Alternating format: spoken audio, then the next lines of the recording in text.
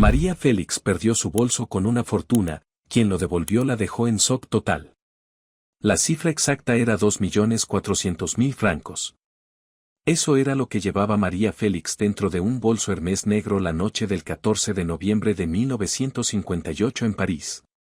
2.400.000 francos en joyas, documentos, una carta que nadie debía leer y un secreto que podía destruir a una de las familias más poderosas de Francia. Cuando María se dio cuenta de que el bolso había desaparecido, no gritó, no lloró, no llamó a la policía. Se quedó inmóvil en el asiento trasero de su auto, mirando la ciudad pasar por la ventana, y dijo una sola frase que su chofer jamás olvidaría. Se acabó todo. 3 palabras. Su voz no tembló, pero sus manos sí. Porque dentro de ese bolso no solo había una fortuna, había pruebas. Pruebas de algo que podía cambiar la historia de 2 países, algo que conectaba al gobierno francés con negocios sucios en México, algo que su esposo, el banquero Alexander Burger, le había confiado días antes con una advertencia brutal. Si esto cae en manos equivocadas, nos matan a los 2. Y ahora había caído. En manos desconocidas. En algún lugar de París. Lo que María no sabía, lo que nadie podía imaginar, era que el bolso lo había encontrado una mujer. Una mujer que no tenía nombre, no tenía documentos, no tenía casa. Una mujer que dormía debajo de un puente del Sena y que esa noche, al abrir ese bolso y ver lo que contenía, tomó una decisión que desafiaría todo lo que María Félix creía saber sobre el poder, la dignidad y el valor humano. Por cierto, no olvides suscribirte a este canal para seguir escuchando más historias como esta. Para entender lo que pasó esa noche en París, hay que retroceder 3 semanas. Octubre de 1958. María Félix llevaba 2 años casada con Alexander Burger, uno de los banqueros más influyentes de Francia. Era su 5º matrimonio y probablemente el más complejo de todos. Berger no era como los otros hombres en la vida de María.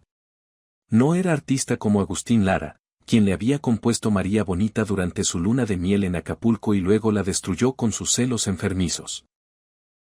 No era ídolo como Jorge Negrete, el hombre que amó con más intensidad y que perdió demasiado pronto, el 5 de diciembre de 1953 en Los Ángeles, víctima de la cirrosis que lo consumió ante sus ojos. No era un romántico como Raúl Prado, su segundo esposo, con quien duró apenas 1 año porque María no estaba dispuesta a sacrificar su carrera por nadie. Berger era un hombre de números, de poder silencioso, de conexiones que cruzaban océanos. Tenía 58 años, cabello plateado, ojos grises que no revelaban nada y una sonrisa que podía ser cálida o aterradora dependiendo de con quién hablara. María lo amaba, pero no como había amado a Negrete. Lo amaba con una mezcla de respeto, fascinación y algo parecido al miedo. Porque Berger sabía cosas. Movía dinero entre continentes como quien mueve piezas de ajedrez. Conocía secretos de presidentes, de dictadores, de familias reales. Y nunca hablaba de su trabajo, nunca, hasta aquella noche de octubre. Estaban en su departamento del Hotel George V, el mismo hotel donde años atrás María había vivido su romance con Suzanne Baule, la dueña del cabaret que le enseñó que el amor no tiene reglas ni fronteras. Berger fumaba un puro frente a la chimenea. María leía una revista de moda, Lupita, su eterna asistente, preparaba té en la cocina. El silencio era cómodo, doméstico, casi ordinario. Entonces Berger habló. María, necesito que guardes algo para mí. María bajó la revista. Su tono la alertó. No era una petición, era una confesión anticipada. ¿Qué es? Berger se levantó, fue a su estudio privado y regresó con un sobre grueso, sellado con cera roja. Adentro hay documentos que conectan a 3 ministros del gobierno francés con transferencias ilegales a cuentas en México. Dinero destinado a comprar concesiones petroleras durante el sexenio de Alemán. María sintió un escalofrío. Alemán. Ese nombre otra vez. El fantasma de Miguel Alemán persiguiéndola por océanos y décadas. ¿Por qué los tienes tú? Porque yo moví ese dinero. Fui el intermediario.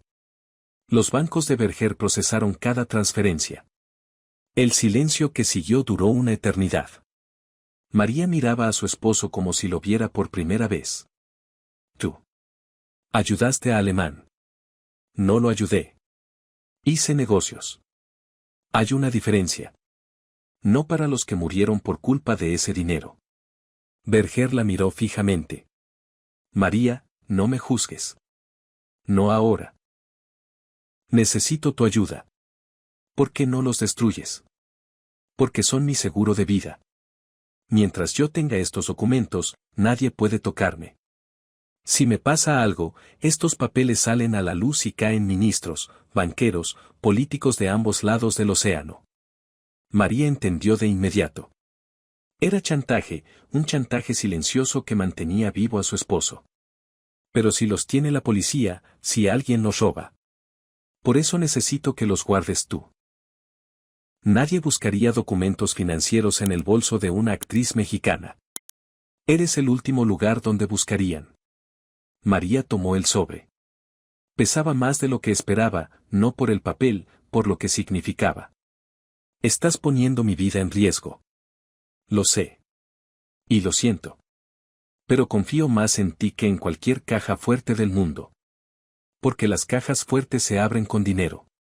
Tú no te abres ante nadie. María guardó el sobre en su bolso Hermès, el mismo bolso negro que llevaba a todas partes, el que Berger le había regalado cuando se casaron, el que tenía sus iniciales grabadas en oro.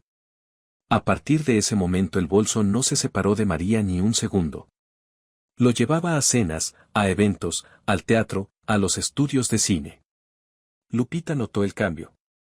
Doña María, antes dejaba el bolso en el auto.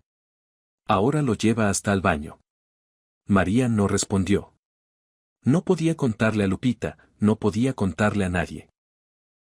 El peso de ese secreto era enorme, pero María Félix sabía cargar pesos enormes. Llevaba toda la vida haciéndolo. Las semanas que siguieron fueron normales en apariencia pero tensas por debajo. María asistía a eventos sociales, cenas con la élite parisina, funciones de ópera en el Palais Garnier, inauguraciones de galerías. En cada lugar, el bolso iba con ella. Dentro, además de los documentos de Berger, María llevaba lo que siempre llevaba. Su colección de joyas de viaje, un collar de esmeraldas que había pertenecido a una condesa austriaca, unos aretes de rubíes que Cartier había diseñado exclusivamente para ella, un broche de diamantes que le regaló Jorge Pasquel durante su romance tumultuoso, y un anillo de zafiro que Negrete le dio semanas antes de morir, el 5 de diciembre de 1953, en Los Ángeles. Ese anillo era lo más valioso del bolso, no por su precio sino por su historia. Negrete se lo había puesto en el dedo en el hospital, débil, consumido por la cirrosis, sabiendo que se moría. Prométeme que nunca te lo quitarás, le dijo con voz de papel. María lo prometió. Y cumplió. Nunca se lo quitaba, excepto por las noches, cuando lo guardaba en el bolso junto a todo lo demás. También llevaba efectivo. Berger insistía en que siempre cargara una cantidad considerable para emergencias. 300.000 francos en billetes grandes, suficiente para comprar un departamento pequeño en París. Y llevaba una carta. Una carta escrita a mano, con tinta azul, que María había escrito pero nunca enviado. Iba dirigida a su hijo, Enrique Álvarez Félix. En ella María le pedía perdón por todo, por haberlo dejado con su padre cuando era niño, por no haber peleado más fuerte por su custodia, por haberse ido a hacer películas mientras él crecía sin madre. Era la carta más honesta que María había escrito en su vida, y no se atrevía a enviarla porque sabía que si Enrique la leía, todo cambiaría entre ellos, para bien o para mal, y María no estaba lista para eso. Todo esto, los documentos, las joyas, el dinero, la carta, estaba dentro de un solo bolso. Un bolso Hermès negro de piel de cocodrilo con cierre dorado e iniciales MF grabadas. Un bolso que valía una fortuna material y una fortuna emocional incalculable. Y ese bolso estaba a punto de desaparecer. La noche del 14 de noviembre de 1958. París estaba helado. Una lluvia fina caía sobre los bulevares, convirtiendo las luces de la ciudad en manchas doradas sobre el pavimento mojado. María y Berger asistieron a una cena en la Embajada de Italia. Había más de 200 invitados, diplomáticos, artistas, empresarios, la crema de la sociedad europea. María llevaba un vestido rojo Dior, largo hasta el suelo, con un escote que hacía girar cabezas. En una mano, una copa de champagne. En la otra, su bolso. Antes de salir del hotel, Lupita había insistido. Doña María, deje el bolso en la caja fuerte del hotel. No es seguro llevarlo a todas partes. María la miró como solo ella podía mirar. Este bolso no se separa de mí. Lupita suspiró. Conocía esa terquedad. Era la misma terquedad que había hecho de María Félix la mujer más poderosa de México, pero también la terquedad que a veces la ponía en peligro. La cena en la embajada era un evento de primer nivel. El embajador italiano, un hombre elegante de 60 años con bigote impecable, recibió a María personalmente en la entrada. Señora Berger, es un honor extraordinario tenerla aquí. Cuando los invitados se enteren de que María Félix está entre nosotros, seré el embajador más popular de Europa. María sonrió con esa sonrisa que era mitad amabilidad, mitad advertencia. Solo por esta noche, embajador. Mañana le tocará ser popular por sus propios méritos. El embajador rió nerviosamente. La cena transcurrió entre conversaciones brillantes y miradas furtivas. Un director italiano llamado Vittorio le propuso una película ambientada en la Toscana. María, con tu presencia en pantalla, haríamos historia. Haría historia aunque filmara con una cámara de juguete, respondió María, pero siga hablándome del proyecto. Me gusta que me convenzan. Un diplomático francés, claramente impresionado por su presencia, intentó un cumplido. Señora Félix, usted es como el vino francés. Mejora con los años. María lo miró fríamente. Yo no mejoro con los años, señor. Siempre fui excelente. El diplomático se disculpó torpemente mientras los demás intentaban contener la risa. María bailó un vals con el embajador, fumó en la terraza con una condesa española que le contó chismes sobre la realeza, y mantuvo el bolso en su mano izquierda durante toda la noche. Berger hablaba de negocios en una esquina con hombres de trajes oscuros y expresiones serias. A las 11 de la noche decidieron irse. María estaba cansada. Sus zapatos le apretaban, la champaña le había dado dolor de cabeza y quería llegar al hotel, quitarse el maquillaje y dormir.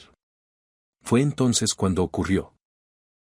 Al despedirse del embajador en la puerta principal, una mujer del servicio le ofreció su abrigo.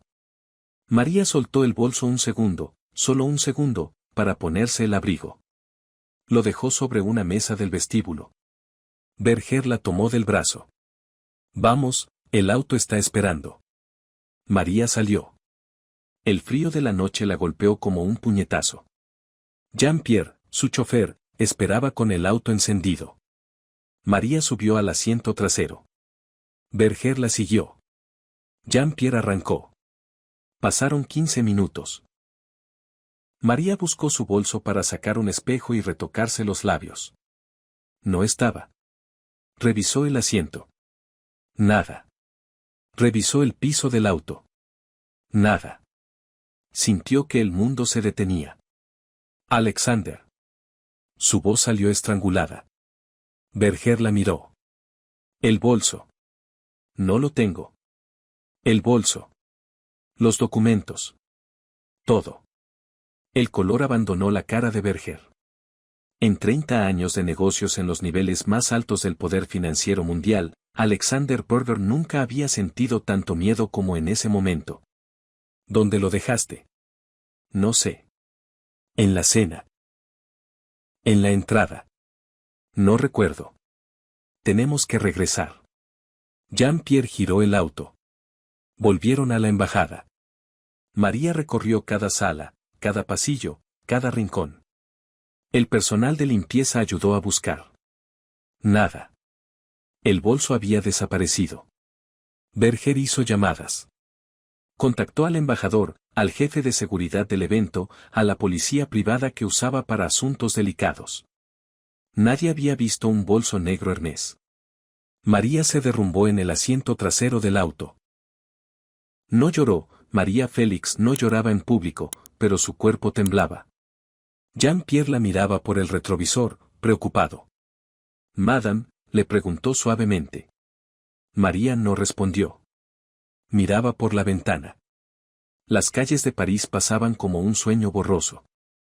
«Se acabó todo», dijo finalmente. Berger, sentado a su lado, tenía los puños cerrados.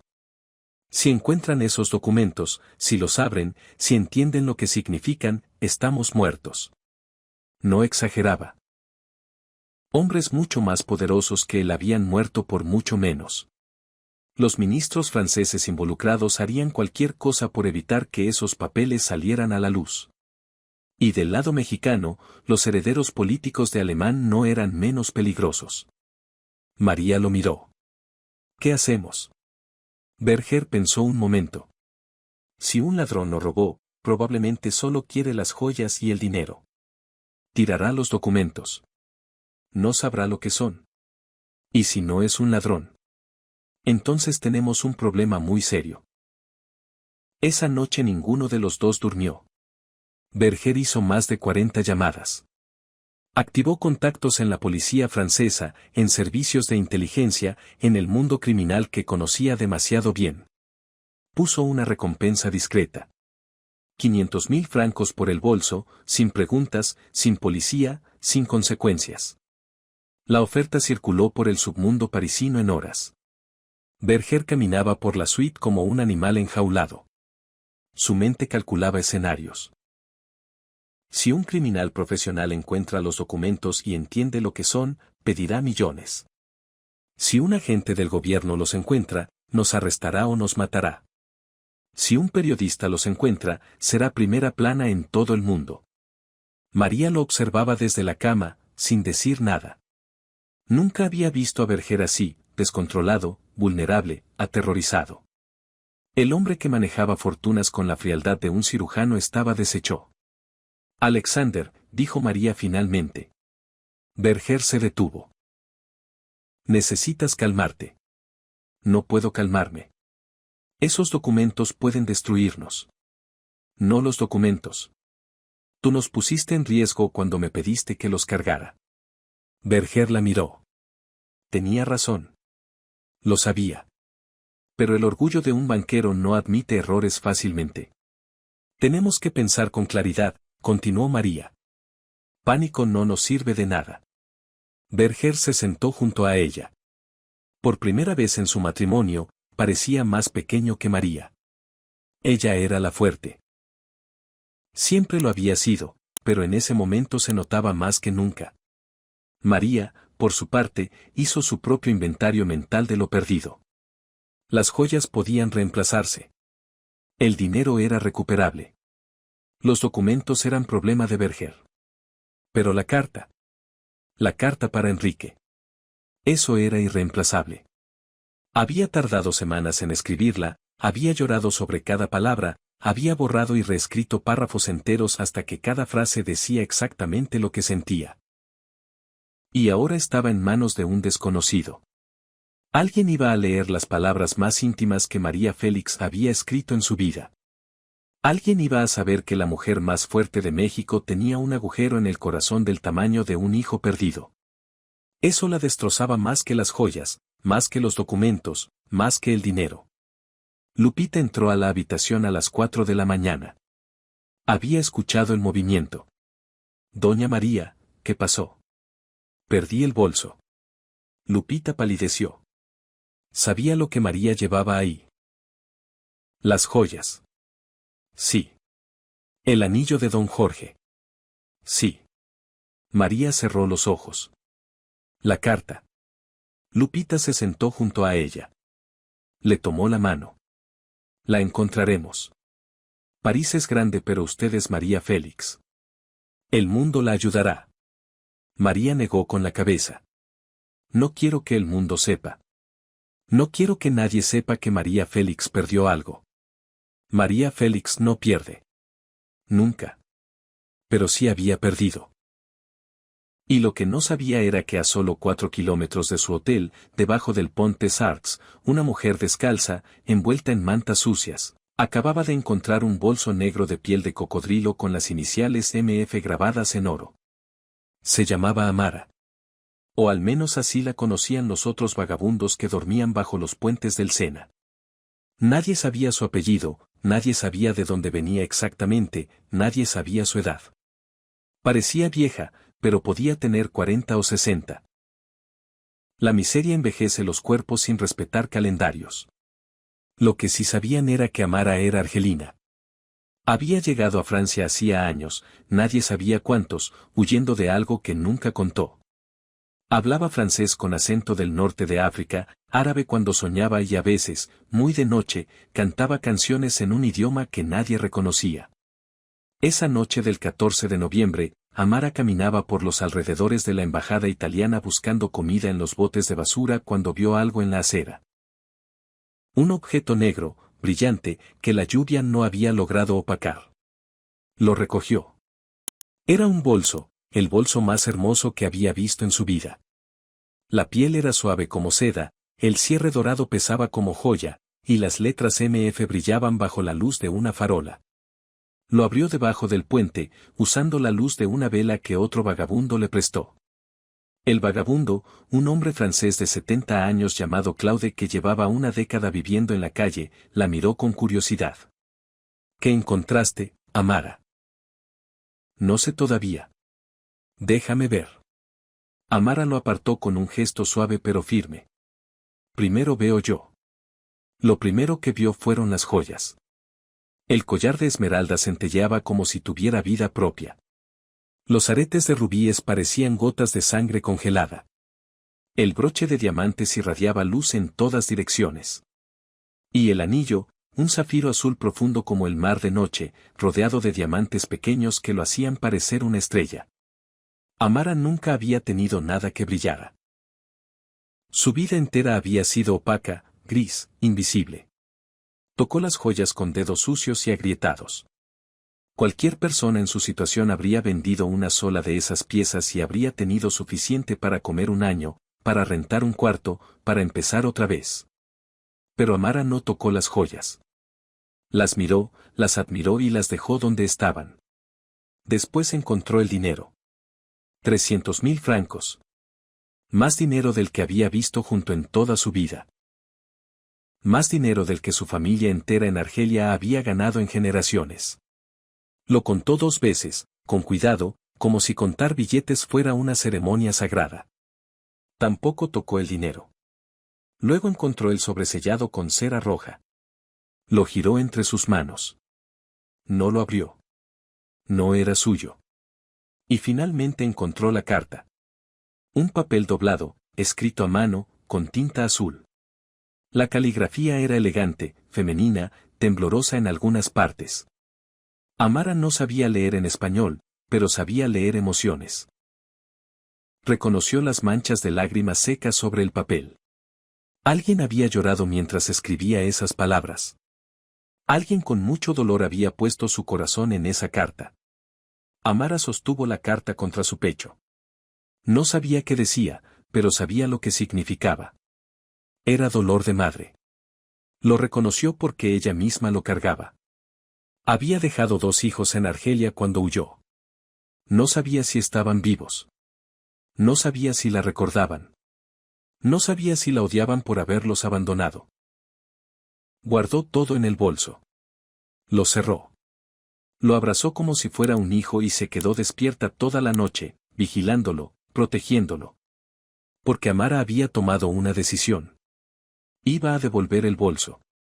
No por recompensa, no por reconocimiento, no por bondad calculada. Lo iba a devolver porque dentro de ese bolso había una carta de una madre y las cartas de madre son sagradas. Al amanecer, Amara enfrentó su primer problema. No sabía de quién era el bolso. Las iniciales MF no le decían nada. No conocía a María Félix, no veía cine, no leía revistas, no tenía televisión. Para ella, MF eran solo 2 letras grabadas en oro. Caminó hasta un kiosco de periódicos cerca del Pont Neuf. El vendedor, un hombre gordo llamado Marcel que la conocía de verla pasar cada mañana, la miró con desconfianza. No tengo comida hoy, Amara. No busco comida. Necesito ayuda. Amara le mostró el bolso. Encontré esto anoche. Necesito saber de quién es. Marcel abrió los ojos como platos. Eso. Es un Hermès. Eso vale más que mi kiosco. Abrió el bolso, vio las joyas y se cayó de la silla. Mon Dieu. Amara cerró el bolso rápidamente. No es tuyo. No es mío. Necesito encontrar a quien lo perdió. Marcel la miró como si estuviera loca. Tienes una fortuna en las manos y quieres devolverla. No es mía. Amara, escúchame. Vende una joya. Una sola. Puedes cambiar tu vida. Mi vida no se cambia con joyas robadas. No sería robar. Lo encontraste. Encontrar no es tener, es custodiar. Marcel se quedó sin palabras. Nunca había visto tanta integridad en una persona que no tenía absolutamente nada. Está bien, dijo finalmente. MF. Déjame pensar. MF. No será Marie Fontaine, la esposa del senador. Ella siempre pierde cosas. No, espera. MF. Sacó un periódico del día anterior. En la sección de sociedad había una foto de la cena en la embajada italiana. Y ahí, en el centro de la imagen, una mujer con vestido rojo, cabello negro, ojos que atravesaban el papel. María Félix, leyó Marcel, actriz mexicana, esposa del banquero Alexander Burger, en la cena del embajador italiano. Amara miró la foto. No conocía a esa mujer, pero la reconoció. No su cara, su postura. Era la postura de alguien que carga el mundo sin quejarse. Amara la reconocía porque ella misma caminaba así. Esa es, dijo Amara. Esa mujer escribió la carta. Marcel le dio la dirección del Hotel George V. Es el hotel más lujoso de París. No te van a dejar entrar. Ya lo sé. Pero voy a intentarlo. Amara caminó 45 minutos desde el Sena hasta el Hotel George V. Cada paso era un acto de valor absurdo. Una mujer sin zapatos, con ropa rota, pelo enmarañado, cargando un bolso que valía más que todo lo que había poseído en su vida, caminando hacia el hotel más exclusivo de París para devolvérselo a una mujer que no conocía. En el camino, 3 veces estuvo a punto de detenerse. La primera fue cuando pasó frente a una panadería. El olor a pan recién horneado la paralizó. Su estómago dolía de hambre. Con un solo billete de los que cargaba podría haber comprado toda la panadería. Siguió caminando. La segunda fue cuando un hombre en la calle la miró con desprecio y le escupió a los pies. Extranjera, murmuró. Vete a tu país. Amara apretó el bolso contra su pecho y siguió caminando. La tercera fue la más difícil. Pasó frente a una agencia de viajes que tenía un cartel en la vitrina. Viajes a Argelia. Orán. Constantina. Argel. Precios especiales. Amara se detuvo. Miró el cartel. Con el dinero que cargaba podría comprar un pasaje a Orán, buscar a sus hijos, volver a casa. Podría terminar con años de exilio, de frío, de hambre. Podría abrazar a Joseph y a Karima. La tentación fue tan fuerte que sus rodillas temblaron. Pero entonces pensó en la carta. En las lágrimas sobre el papel. En esa madre desconocida que estaba sufriendo. Y siguió caminando. Porque Amara sabía algo que la mayoría de las personas olvidan. Que la felicidad construida sobre lo ajeno es una casa con cimientos de arena. Se derrumba siempre. Cuando llegó al hotel, el portero la detuvo antes de que pusiera un pie en la escalinata. No puede entrar aquí. Necesito ver a una huésped. No hay huéspedes para usted. Váyase o llamo a la policía. Amara no se movió. Necesito ver a María Félix. El portero rió. ¿Usted quiere ver a María Félix? Precisamente. Yo, el rey de Inglaterra y la mitad de París. Largo. Amara sacó el bolso de debajo de su abrigo. Esto es de ella. Lo encontré anoche. El portero miró el bolso. Reconoció la piel, el cierre, las iniciales. Su expresión cambió. Espere aquí. Desapareció dentro del hotel. Amara esperó en la calle, bajo la lluvia, durante 40 minutos. Personas elegantes entraban y salían mirándola con asco o indiferencia. Un guardia de seguridad la vigilaba desde la puerta como si fuera una amenaza. Finalmente, una mujer salió. No era María Félix. Era Lupita. Tenía los ojos rojos de no dormir y expresión de agotamiento. Usted dice que tiene el bolso de la señora Félix, dijo Lupita con desconfianza. Lo encontré anoche. Cerca de la embajada. En la acera. Lupita examinó el bolso. Lo abrió con manos temblorosas. Las joyas estaban ahí. El dinero estaba ahí.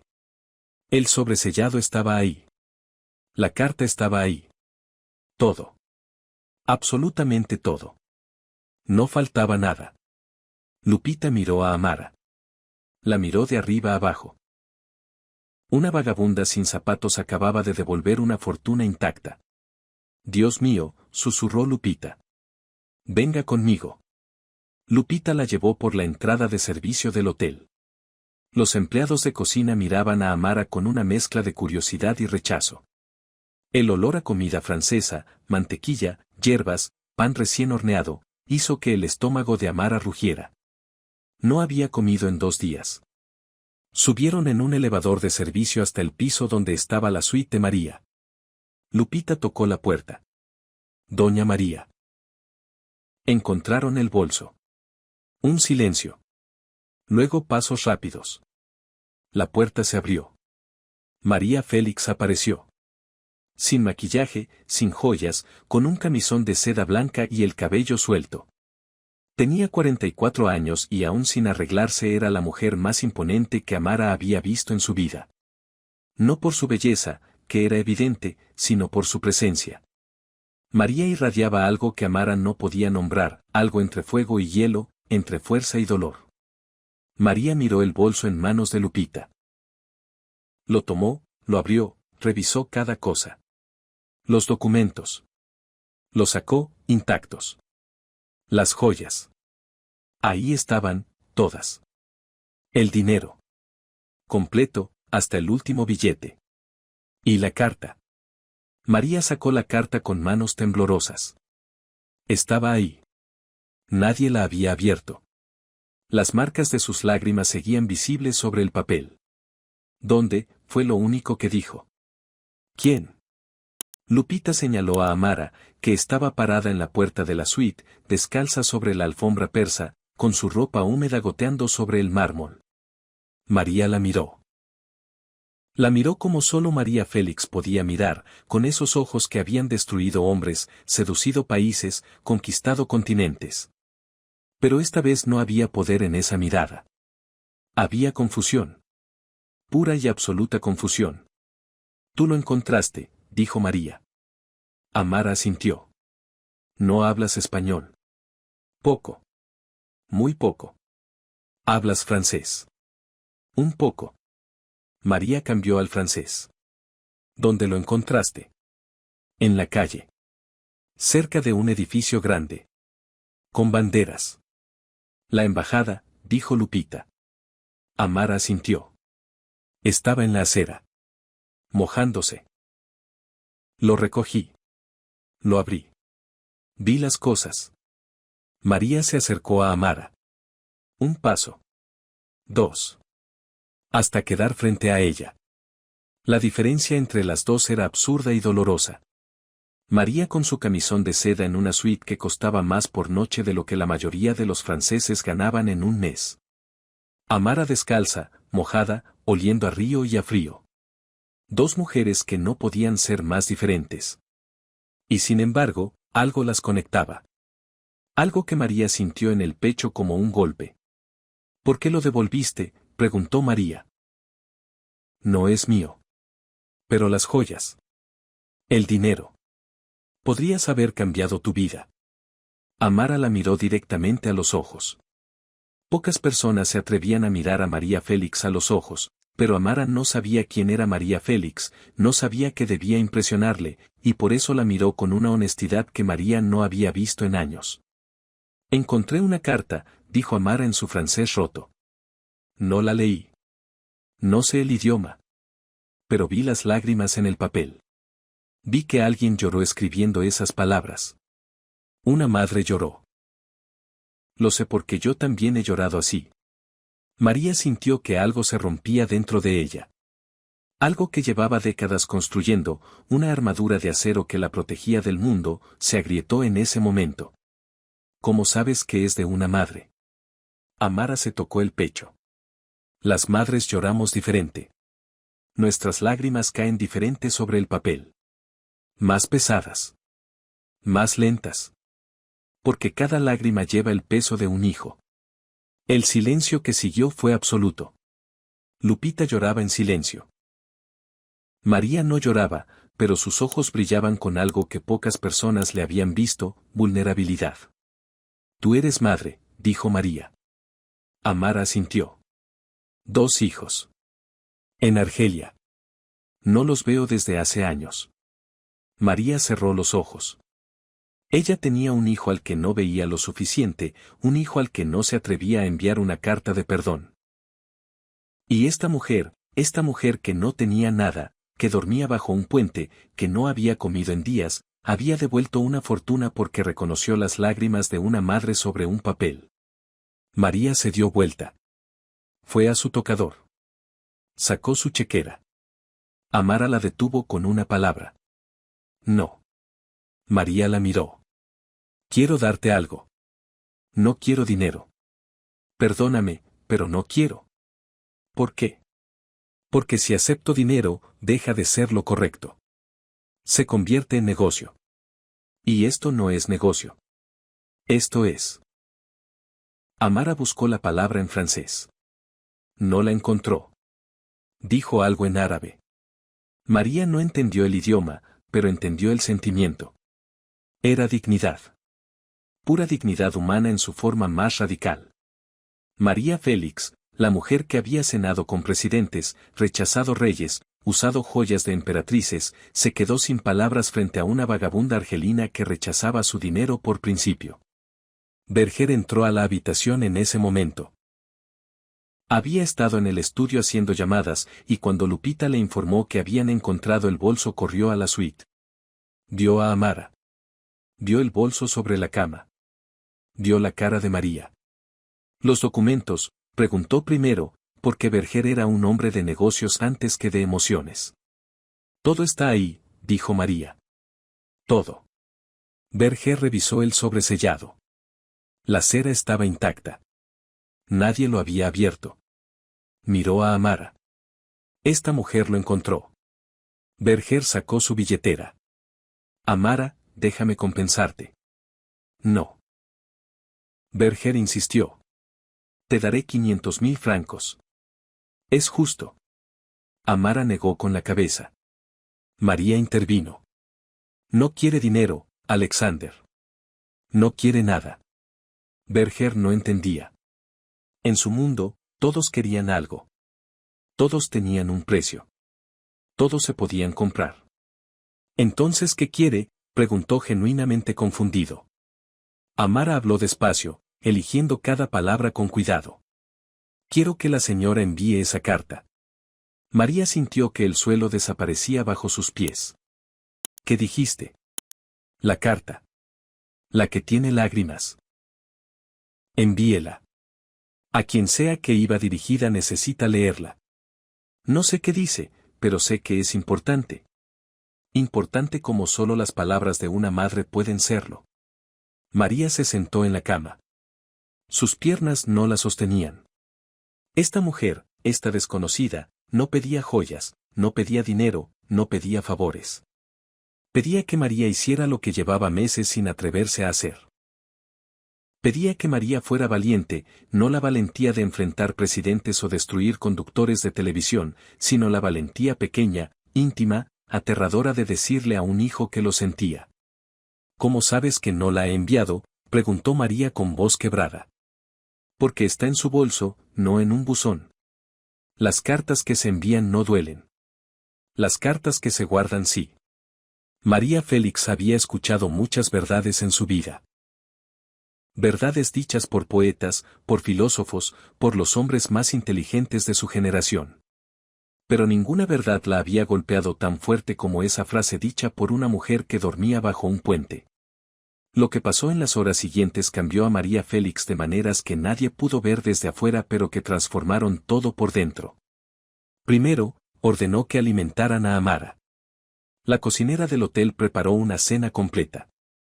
Sopa, pollo, pan, vino, postre. Amara comió despacio, saboreando cada bocado como si fuera el último. María la observaba desde una silla, fumando un cigarrillo francés, sin decir nada. Lupita preparó un baño caliente. Sacó ropa limpia del armario de María, un vestido simple, zapatos de su talla, un abrigo de lana. Cuando Amara salió del baño, limpia, vestida, peinada, María la miró y vio algo que la estremeció. Vio belleza. No la belleza superficial de las portadas de revista, sino una belleza profunda, excavada por el sufrimiento, forjada por la supervivencia. Amara tenía tal vez 50 años. Su piel era oscura, curtida por el sol y el frío. Sus manos estaban agrietadas pero eran firmes. Sus ojos, color café oscuro, tenían una sabiduría que no se aprende en escuelas ni se compra con dinero. María hizo algo que no hacía con nadie. Se sentó frente a Amara y le contó su historia. Le habló de Álamos, Sonora, de su infancia pobre, de su padre militar, de su madre que luchó para alimentar 11 hijos. Le habló de su primer matrimonio a los 17 años, de cómo le quitaron a su hijo Enrique, de cómo ese dolor la perseguía cada noche. Le habló de Hollywood, de Agustín Lara, de Negrete muriéndose en sus brazos. Le habló de la carta. Amara escuchaba en silencio. No entendía todo, el español de María era rápido y emocional, pero entendía lo suficiente. Entendía el dolor. Cuando María terminó, Amara habló. En Argelia dejé a Joseph y a Karima. Tenían 3 y 5 años. Huía de su padre. Un hombre malo. Muy malo. Pensé que iba a regresar por ellos. Nunca pude. Ahora no sé si están vivos. Y cada noche sueño con ellos. Cada noche. María le tomó las manos. 2 madres. Separadas por océanos, por idiomas, por fortunas, por mundos enteros. Pero unidas por el mismo dolor, el dolor de no estar con sus hijos. Envíe la carta, repitió Amara. Haga lo que yo no puedo hacer. Usted sabe dónde está su hijo. Yo no sé dónde están los míos. Usted tiene la posibilidad de pedir perdón. Yo ni siquiera tengo eso. No desperdicie lo que a mí me quitaron. María apretó las manos de Amara. Se las apretó tan fuerte que ambas temblaban. Lo haré, dijo María. Te lo prometo. Mañana mismo. La mañana del 15 de noviembre de 1958, María Félix hizo 2 cosas que cambiarían el curso de múltiples vidas. La primera fue enviar la carta. La sacó del bolso, la puso en un sobre nuevo, escribió la dirección de Enrique en Ciudad de México y la selló. Lupita la llevó personalmente a la oficina de correos. La carta cruzaría el Atlántico en barco y llegaría a México en 3 semanas. La segunda cosa fue más complicada. María llamó a un contacto en la embajada francesa. Alguien que le debía favores. Necesito que investigues algo. Una mujer argelina. Se llama Amara. Llegó a Francia hace años. Dejó 2 hijos en Argelia. Joseph y Karima. Necesito encontrarlos. Eso puede tardar meses. No me importa. Encuéntralos. Mientras tanto, María hizo algo sin precedentes.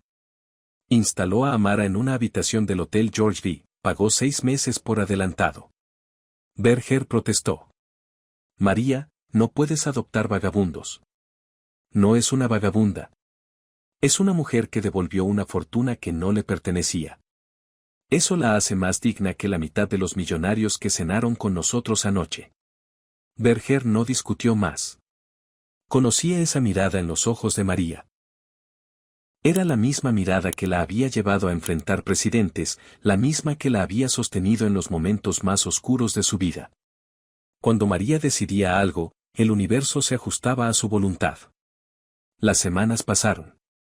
Amara vivía en el hotel como una presencia silenciosa y discreta. No pidió nada más allá de lo básico.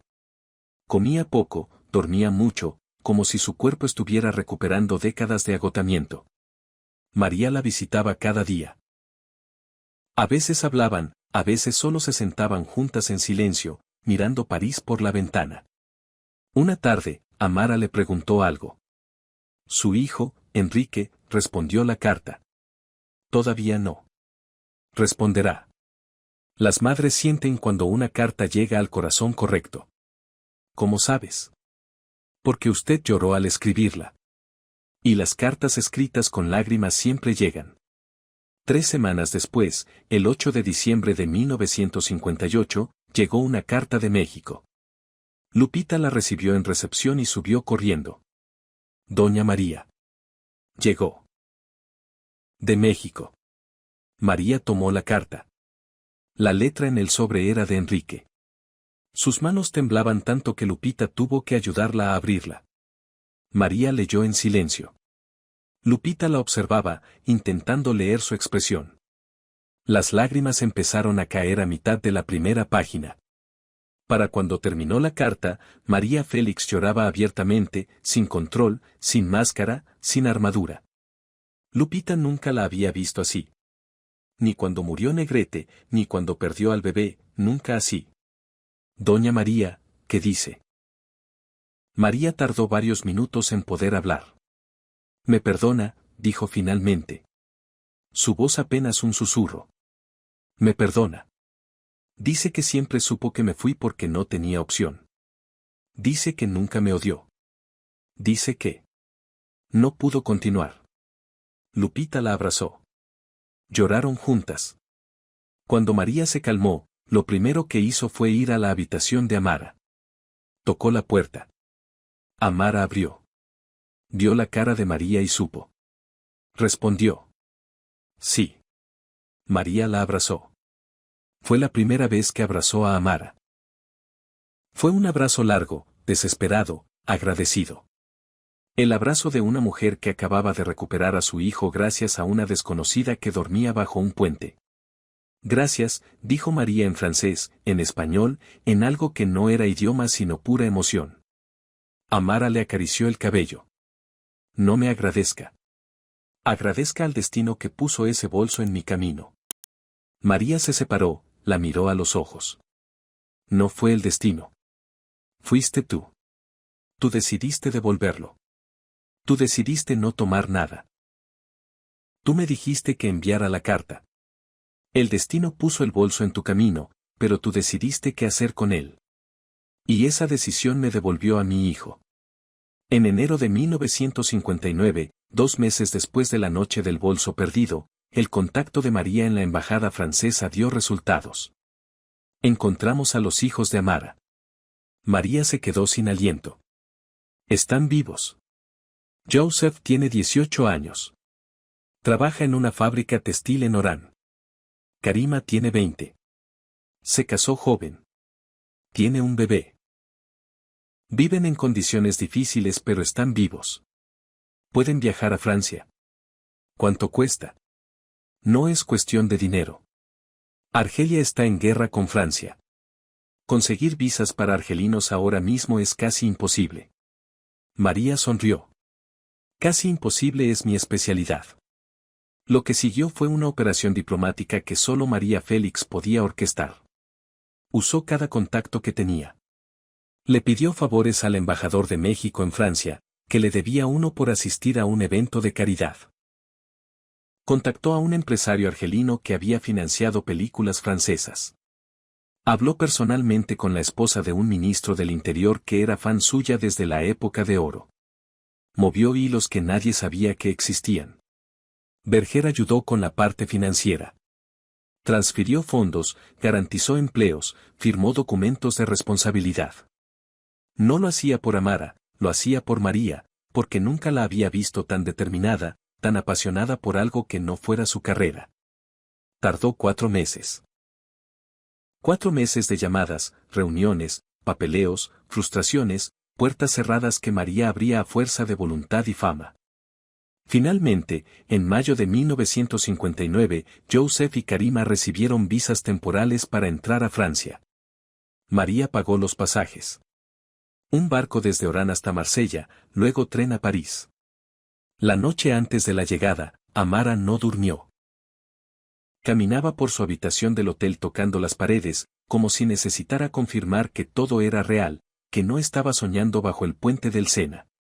María la encontró a las 3 de la mañana, despierta, sentada en el piso, temblando. Amara. Tengo miedo. ¿De qué? De que no me reconozcan. De que me odien. De que vean lo que soy, una mujer que los abandonó, una mujer que vive de la caridad de una extraña, una mujer que no tiene nada que ofrecerles. María se sentó en el piso junto a ella. Cuando Enrique recibió mi carta, yo tenía el mismo miedo. Pensé que me odiaba. Pensé que no me quería ver. Pensé que era demasiado tarde. ¿Y qué pasó? Me perdonó. Amara negó con la cabeza. Usted es María Félix. Es famosa, rica, poderosa. Su hijo tenía razones para perdonarla. Yo no soy nadie. No tengo nada. ¿Por qué me perdonarían?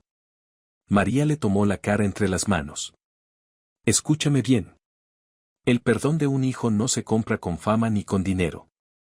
Se gana con verdad.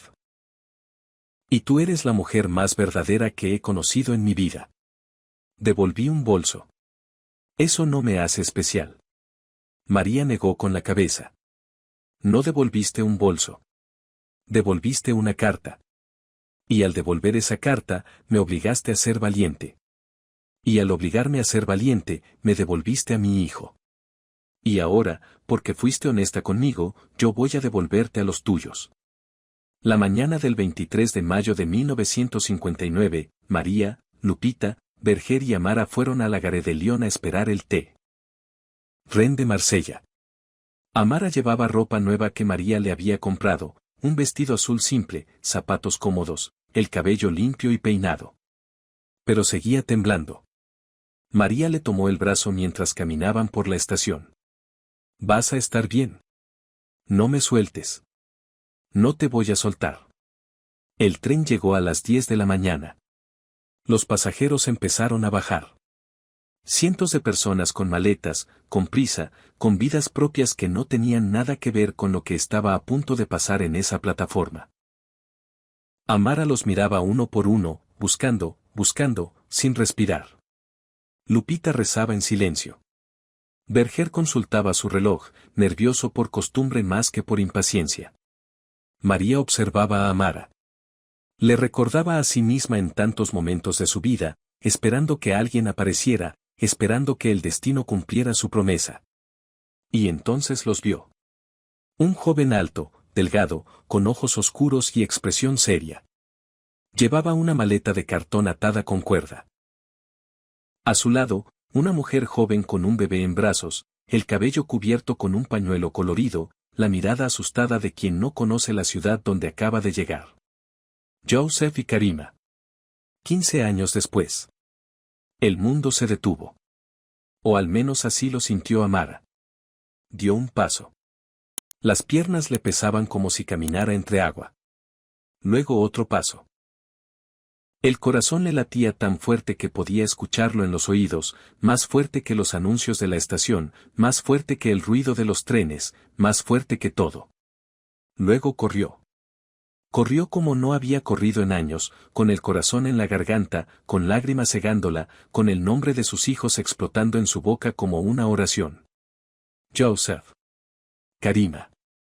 El joven la vio. La miró. No la reconoció. Amara se detuvo a 3 pasos de ellos. Su cara era diferente, la miseria la había cambiado. Soy yo, dijo en árabe, su voz quebrándose. Soy su madre. Karima fue la primera en entender. El bebé en sus brazos sintió el cambio y empezó a llorar. Karima miró a esa mujer frente a ella, buscó en su rostro algo familiar, algo que su memoria de niña de 5 años pudiera reconocer. Y lo encontró. Los ojos. Los mismos ojos que la cantaban dormida en Argelia. Mamá. Karima cayó en los brazos de Amara. Joseph las miró un segundo más. Luego los envolvió a las tres, a su madre, a su hermana, a su sobrina, en un abrazo que duró una eternidad. María observaba desde lejos. Lupita lloraba a su lado.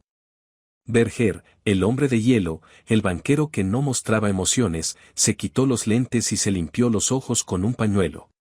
María no lloraba. Sonreía. Esa sonrisa rara, genuina, que casi nadie le veía, la sonrisa de alguien que sabe que acaba de presenciar algo sagrado. Los meses que siguieron fueron de reconstrucción. María ayudó a la familia de Amara a establecerse en París. Berger les consiguió un departamento modesto en el Distrito 13. Joseph encontró trabajo en una fábrica textil. Karima empezó a estudiar enfermería gracias a una beca que María financió en secreto. El bebé, una niña llamada Dalila, creció sana y fuerte. Amara tenía una vida. Por primera vez en años, tenía una dirección, una familia, una razón para levantarse cada mañana. María la visitaba regularmente. A veces llevaba regalos, juguetes para Dalila, ropa para Karima, libros para Joseph. Otras veces solo iba a sentarse en la cocina pequeña de Amara y tomar café argelino, fuerte y dulce, mientras hablaban de todo y de nada. Una tarde de agosto de 1959, durante una de esas visitas, Amara le hizo una pregunta. Su hijo vino a visitarla. María sonrió. Enrique había viajado a París en junio. Habían pasado 2 semanas juntos. Fue la primera vez en años que estuvieron solos, sin prensa, sin público, sin el peso de ser María Félix y el hijo de María Félix. Solo una madre y un hijo intentando encontrarse de nuevo. Le contó sobre la carta, preguntó Amara. Le dije todo. Le dije que una mujer que no tenía nada en el mundo me devolvió un bolso con una fortuna porque vio las lágrimas de una madre en una carta. Le dije que esa mujer me obligó a enviar la carta que no me atrevía a enviar. Y le dije que gracias a ella, lo recuperé. Amara se quedó callada un momento. ¿Y qué dijo él? Dijo que quería conocerte. Así fue como Enrique Álvarez Félix conoció a Amara. Una tarde de septiembre, en el departamento pequeño del Distrito 13. Enrique llegó con flores, como había aprendido de su madre, con elegancia y con respeto. Amara le ofreció café. Hablaron poco porque el idioma era barrera, pero se entendieron. Cuando Enrique se fue, le dijo a María algo que ella guardaría para siempre. Esa mujer me devolvió a mi madre. No con el bolso, con la verdad. Le enseñó que una carta guardada es una carta muerta. María abrazó a su hijo. Lo abrazó como no lo había abrazado desde que era niño, desde antes de que se lo quitaran, desde antes de que el mundo se interpusiera entre ellos. Gracias, susurró María. Amara me enseñó algo que nadie pudo enseñarme en 44 años. ¿Qué? Que la valentía más grande no es enfrentar presidentes ni destruir enemigos. La valentía más grande es escribir te quiero y enviarlo. Pero había algo que nadie sabía. Un secreto que Amara guardó durante meses y que solo revelaría años después, en una conversación con Lupita que cambiaría la percepción de toda la historia. En 2001, un año antes de la muerte de María Félix, Lupita visitó a Amara en su departamento de París. Amara tenía ahora más de 80 años. Joseph había muerto de un infarto en 1995. Karima vivía en Lyon con su familia. Dalila, la niña del tren, era ahora una mujer de 42 años, profesora de literatura en la Sorbona. Amara vivía sola pero en paz. Lupita le contó que María estaba débil, que su salud declinaba, que probablemente no le quedaba mucho tiempo. Amara lloró. Luego hizo algo inesperado. Lupita, necesito contarte algo. Algo que nunca le dije a doña María. Lupita la miró preocupada. ¿Qué es? Aquella noche, cuando encontré el bolso, abrí el sobre. El sobresellado con cera roja. Lupita se quedó helada. Los documentos de Berger. ¿Lo abriste? Sí. Rompí el sello con cuidado. Leí los documentos. Pero dijiste que no entendías español. Los documentos no estaban en español. Estaban en francés. Eran contratos bancarios. Sé leer francés. Un poco. Suficiente para entender que eran importantes, peligrosos. Lupita estaba pálida. Entonces sabías lo que había en el bolso. Sabías que no era solo joyas y dinero. Sabía que había secretos. Secretos que podían hacer daño. Y aún así lo devolviste. Todo. Amara la miró fijamente. Lupita, escúchame bien. Cuando viví en la calle aprendí algo que la gente rica no entiende. Los secretos ajenos no son tuyos aunque los tengas en las manos. El dinero ajeno no es tuyo aunque lo toques. Las joyas ajenas no son tuyas aunque brillen para ti. Y las cartas de una madre son sagradas aunque no entiendas el idioma. Pero leíste los documentos. Sí. Y los volví a meter en el sobre. Usé una vela para sellar la cera de nuevo. No quedó perfecto pero quedó cerrado. ¿Por qué no le dijiste a doña María? Porque si le decía que había visto los documentos, habría tenido miedo. Habría pensado que yo era una amenaza, que podía chantajearla, que sabía demasiado. Y yo no quería que tuviera miedo de mí. Quería que confiara en mí. Y así fue. Lupita procesó la información en silencio. Amara había tenido en sus manos la capacidad de chantajear a una de las mujeres más famosas del mundo, de extorsionar a uno de los banqueros más poderosos de Francia, de vender secretos gubernamentales al mejor postor. Había tenido poder real, el tipo de poder que corrompe a personas mucho más educadas, mucho más privilegiadas. Y eligió no usarlo. No por ignorancia, porque sí sabía lo que tenía. No por miedo, porque no tenía nada que perder.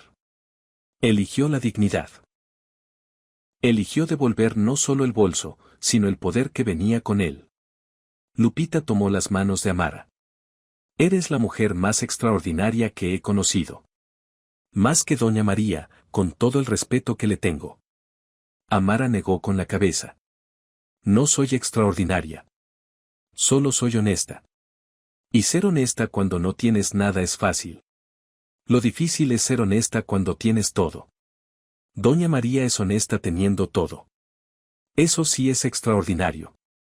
María Félix murió el 8 de abril de 2002, el día de su cumpleaños número 88. México lloró. El mundo lloró. Su funeral en el Palacio de Bellas Artes fue un evento nacional, con miles de personas despidiéndola. La enterraron en el Panteón Francés de San Joaquín con sus joyas favoritas, con fotografías de sus películas, con cartas de admiradores de todo el mundo. Pero entre sus pertenencias, cuidadosamente guardada en una caja de madera junto a su cama, Lupita encontró algo que nadie esperaba. Un bolso Hermès negro de piel de cocodrilo con las iniciales MF grabadas en oro. Estaba vacío. No tenía joyas, no tenía dinero, no tenía documentos. Solo contenía una cosa. Una nota escrita en francés con caligrafía irregular, la letra de alguien que aprendió a escribir tarde en la vida. La nota decía: para María. Los bolsos guardan cosas. Las personas guardan lo que importa. Usted guarda a su hijo en el corazón. Yo guardo a los míos. Eso nos hace iguales, con o sin joyas. Su amiga siempre, Amara. María había conservado ese bolso vacío y esa nota durante 44 años. Desde 1958 hasta 2002. Lo había guardado no como recuerdo de las joyas perdidas y recuperadas, no como recuerdo de los documentos peligrosos, sino como recuerdo de la noche en que una mujer sin nada le enseñó lo que valía todo. Lupita le contó la historia completa a un periodista en 2003. Lo que Amara hizo fue más grande que cualquier película, que cualquier escena dramática, que cualquier frase demoledora en televisión. Amara le enseñó a María que el verdadero poder no está en las joyas que cargas ni en los secretos que guardas. Está en lo que haces cuando nadie te ve, cuando nadie te juzga, cuando podrías tomar todo y elegir no tomar nada. En 2004, un documentalista francés rastreó la historia. Encontró a Dalila, la nieta de Amara, la profesora de la Sorbona. Le preguntó sobre su abuela. Era la mujer más digna que existió, dijo Dalila. No tenía nada material, pero tenía algo que el dinero no compra. Tenía integridad absoluta. El documentalista se llamaba Pierre Lemoine y llevaba meses investigando la historia después de leerla en un artículo de periódico. Lo que encontró superó cualquier expectativa. Descubrió que Amara no solo había devuelto el bolso de María Félix. Descubrió que a lo largo de sus años viviendo en la calle, Amara había devuelto cosas en al menos 5 ocasiones documentadas. Un reloj encontrado en el metro que resultó ser de un cirujano del Hospital Saint-Antoine.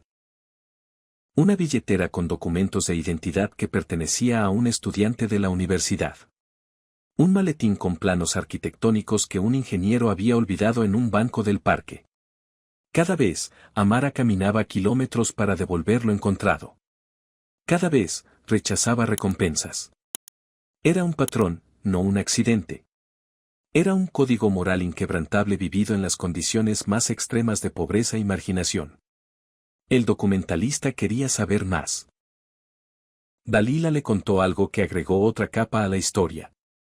Mi abuela sabía quién era María Félix. Al principio no, pero Marcel, el del kiosco, se lo dijo cuando le mostró el periódico. Le dijo que era la actriz más famosa de México, que era millonaria, que estaba casada con un banquero poderoso. Mi abuela sabía todo eso antes de ir al hotel. Entonces sabía que estaba devolviendo algo a alguien muy rico. Que podría haberlo vendido sin consecuencias. Exacto. Y aún así fue. Dalila sonrió. Mi abuela me contó algo una vez. Me dijo que la dignidad no es lo que haces cuando te observan. La dignidad es lo que haces a las 3 de la mañana, debajo de un puente, cuando nadie sabe tu nombre y tienes una fortuna en las manos. Esa frase se hizo famosa. Se citó en libros, en discursos, en documentales. La frase de Amara, la mujer sin apellido, se convirtió en una de las reflexiones más poderosas sobre la dignidad humana del siglo XX. Y todo empezó con un bolso perdido en una acera mojada de París. Es curioso cómo funciona la vida. María Félix fue una mujer que tuvo todo. Belleza, fama, dinero, poder, joyas de emperatrices, vestidos de los mejores diseñadores del mundo, romances con ídolos, cenas con presidentes. Vivió más vidas en una de las que la mayoría de las personas viven en 10. Fue vestida por Dior, por Givenchy, por Yves Saint Laurent. Fue pintada por Diego Rivera, inmortalizada por poetas como Octavio Paz, admirada por directores como Jean Renoir. Rechazó a Hollywood cuando Hollywood suplicaba su presencia. Dominó Europa cuando Europa no esperaba ser dominada por una mexicana de Álamos, Sonora. Pero cuando le preguntaban sobre el momento que más la marcó, nunca mencionaba sus películas, ni sus matrimonios, ni aquella noche con Raúl Velasco, ni sus conquistas en Europa. No mencionaba a los reyes que rechazó ni a los presidentes que enfrentó. No hablaba del French Cancan con Renoir ni de la Barbie que Mattel haría en su honor décadas después de su muerte. Hablaba de una noche de noviembre en París. De un bolso perdido. De una mujer descalza bajo un puente. De una carta que no se atrevía a enviar.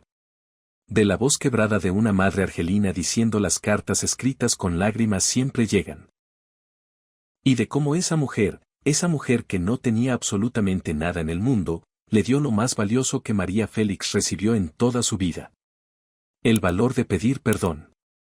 En una de sus últimas conversaciones con Lupita, semanas antes de morir, María dijo algo que Lupita guardó como un tesoro. Lupita, viví 88 años. Hice películas que verán generaciones. Me casé con hombres extraordinarios. Usé joyas que pertenecieron a reinas. Cené con los más poderosos del mundo. Pero si me preguntan cuál fue mi mayor logro, no fue nada de eso. Fue enviar una carta. Una simple carta a mi hijo, escrita con lágrimas, enviada gracias a una mujer que dormía bajo un puente. Eso fue lo más grande que hice. Porque todo lo demás lo hice con fuerza. Eso lo hice con miedo. Y hacer las cosas con miedo es la única valentía que cuenta. Amara murió en 2005, en su departamento de París, rodeada de Karima, de Dalila y de los hijos de Dalila. Tenía 87 años. Su funeral fue pequeño. No hubo cámaras, no hubo multitudes, no hubo discursos de políticos. Solo una familia que existía gracias a que una noche de noviembre de 1958, una mujer sin nombre encontró un bolso en una acera mojada y decidió devolverlo. Karima leyó unas palabras en el funeral, en árabe primero y luego en francés, para que todos entendieran.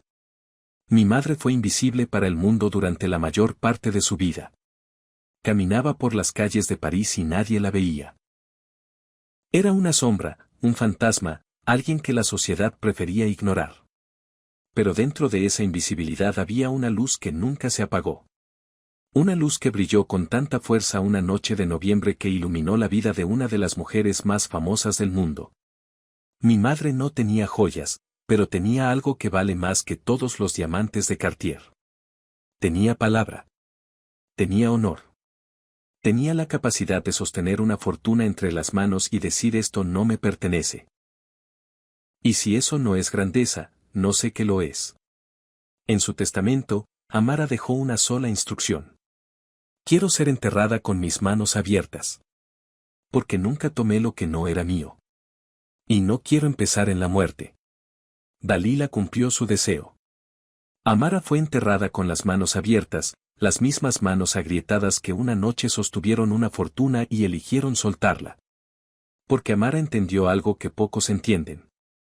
Que la verdadera riqueza no es lo que tienes, sino lo que eres cuando no tienes nada.